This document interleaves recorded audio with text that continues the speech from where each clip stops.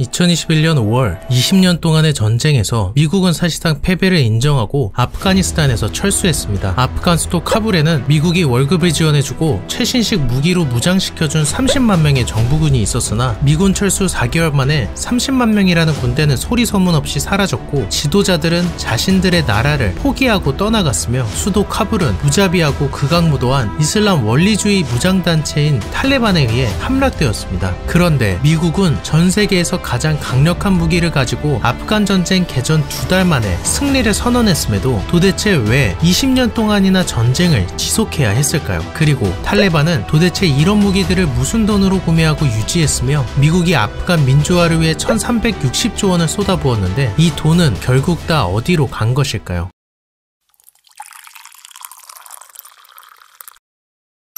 아프간은 중국과 이란 사이에 있으며 위로는 구소련에서 독립한 나라들, 아래로는 파키스탄과 인도가 위치해 있습니다. 지도에서 보면 알 수 있듯이 아프간은 대부분 산악지대로 이루어져 있고 이 산악지대에는 무려 3,000조 원에 달하는 광물이 매장되어 있다고 조사된 바 있습니다. 그런데 아프간은 전 세계에서 가장 가난한 국가 중 하나이며 심지어 오랜 내전으로 인해 나라 발전의 필수인 도로조차 제대로 깔려 있지 않습니다. 그리고 이념 갈등이 극에 달했던 1900년대에는 소련의 지원을 받던 아프간 사회주의 정권이 여러 군집 세력으로 흩어져 내전을 벌이던 아프간 내에서 강력한 권력을 잡게 되는데 기본적으로 아프간은 이슬람이 뿌리 깊이 자리 잡은 종교 국가였기 때문에 종교를 부정하는 공산당에 크게 반발하며 이슬람 무장단체인 무자히딘을 결성하여 공산당에 맞서기 시작했죠. 이들은 끝내 공산 정권을 무너뜨리기 직전까지 갔으나 이를 지켜보던 소련이 직접 군대를 이끌고 아프간을 침공했고 순식간에 전세는 역전되기 시작했습니다. 소련군은 당시 미국과 맞먹는 최고의 군사력에 엄청난 경제력을 보유하고 있었고 무자히딘은 그들의 탱크 앞에서 속수무책이었죠. 그런데 아무리 시간이 지나도 그 수많은 소련군 탱크들은 무자히딘을 전멸시키지 못했습니다. 무자히딘은 전세가 불리해지자 산악지대를 이용한 게릴라 전술을 활용하였고 당시 소련을 가장 싫어하던 나라 미국이 이 무자히딘을 암암리에 지원하며 그들이 전쟁을 지속할 수 있도록 도와주었죠. 결국 소련은 막대한 지출만 이어가다 전쟁을 포기하고 철수하였으며 이 전쟁으로 인한 피해는 소련 붕괴에도 큰 영향을 주게 되죠. 이로 인해 미국의 원조는 매우 성공적으로 끝이 났고 이후 소련은 더 이상 미국의 적수가 되지 못했습니다. 그러나 소련과의 전쟁이 끝이 났음에도 아프간 내에서는 이미 여러 군벌들의 세력이 존재했고 이들 사이에서의 권력투쟁은 끊이질 않았습니다. 그리고 국민들은 점차 내전에 지쳐갈 즈음 이슬람 원리주의자들이 모여 탈레반이라는 무장 조직을 결성하였는데 이들은 미국이 투르크메니스탄에서 석유를 끌어오는 것에 도움을 주고 미국의 지원을 받아왔습니다. 결국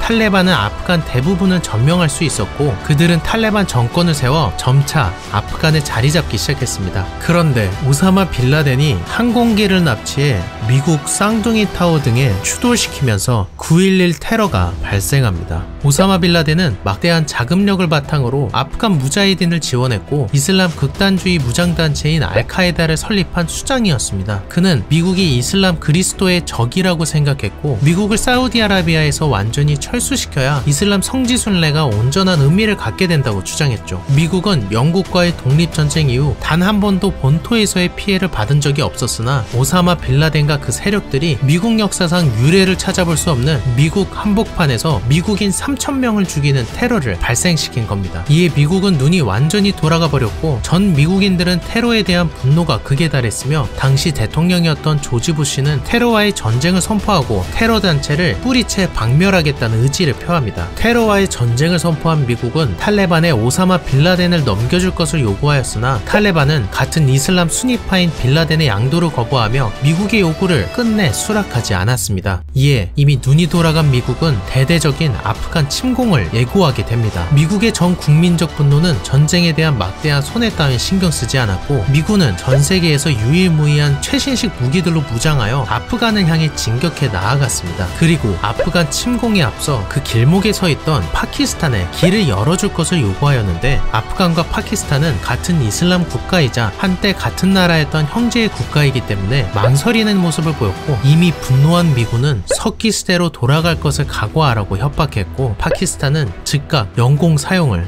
허용했습니다. 9.11 테러가 발생한 지 1개월 뒤 2001년 10월 7일 미군의 폭격은 아프간 하늘을 뒤덮었고 미군은 개전 한 달 만에 수도 카불을 함락시킨 뒤 2개월 만에 승리를 선언하게 됩니다. 그러나 전쟁의 끝이 보였음에도 오사마 빌라덴은 끝끝내 찾지 못했고 미국의 테러와의 전쟁은 10년을 더 지속하게 됩니다. 2011년 미군은 드디어 작전명 넵튠 스피어를 통해 오사마 빌라덴 암살을 성공시키게 되죠. 이후 빌라덴 세력인 알카에다 주요 인사들을 연달아 암살하며 이들의 세력을 무력화시켰습니다. 그러나 아프간은 미국의 폭격으로 인해 사실상 초토화가 되었고 미국은 민주주의 국가를 수립시키고 안정화시킨 후 서서히 발을 빼는 계획을 세우게 됩니다. 그런데 미국은 막대한 군비에 더불어 추가적인 1360조 원을 쏟아부었음에도 불구하고 아프간을 민주화시키는 데 실패하였고 빌라덴 암살 이후 10년을 더 주둔하게 됩니다. 탈레반은 이 기간 동안 사실상 미군이 과거 지원해줬던 물자와 군비를 바탕으로 지속적인 게릴라 전술을 통해 미국을 괴롭혔고 미국의 지원을 받던 아프간의 중앙정부는 부정부패를 통해 나라를 부유하게 만들기는커녕 자기들 뒷주머니 챙기느라 미국에게 받은 무기를 되려 탈레반에게 되파는 막장을 보여주게 되죠. 심지어 미국이 지원했던 아프간 정부군 30만 명의 월급은 사실상 정부 인사의 뒷주머니를 챙기기 위한 수단에 불과했고 아프간 내에서는 사실 3만 명밖에 되지 않는 탈레반 세력보다도 적은 군대가 전부였습니다. 아프간 국민들은 이런 정부에 실망했고 결국 아프간 민주화는 천문학적인 돈이 투입되었음에도 불구하고 실패하게 되고 미국은 20년 동안 천문학적인 지출로 인해 세계 유일 패권국에서 중국이라는 강력한 경쟁자가 생겨버렸고 2021년 5월 미군은 아프간에서 완전히 철수하며 탈레반 정부에 항복을 선언하게 됩니다. 그런데 미군의 철수에 엄청난 비판을 가하는 나라가 등장하게 됩니다. 그건 바로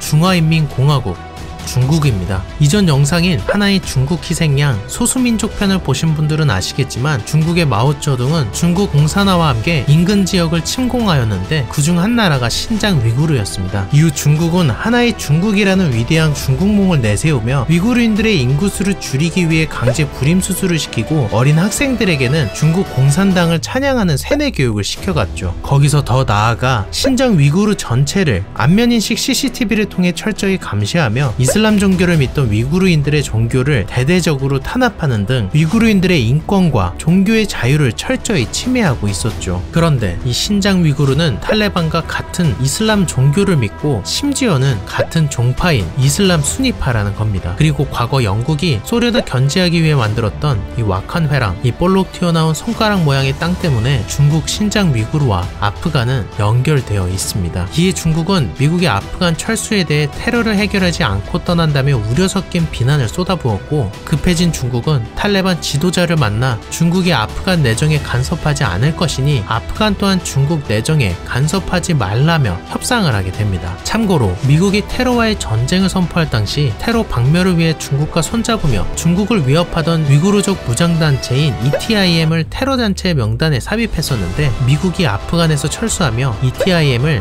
테러단체 명단에서 삭제했습니다. 사실상 이들의 중국 테러를 묵인하겠다는 거겠죠. 또 다른 시각으로는 미국 대신 중국을 타겟팅하라는 이야기도 있습니다. 자국민조차 탱크로 밀어버리는 중국 공산당의 무자비함과 초강대국 소련에 이어 미국조차 이겨버린 뒤없는 이슬람 극단주의자들, 과연 이들 간의 공존은 가능한 일일까요?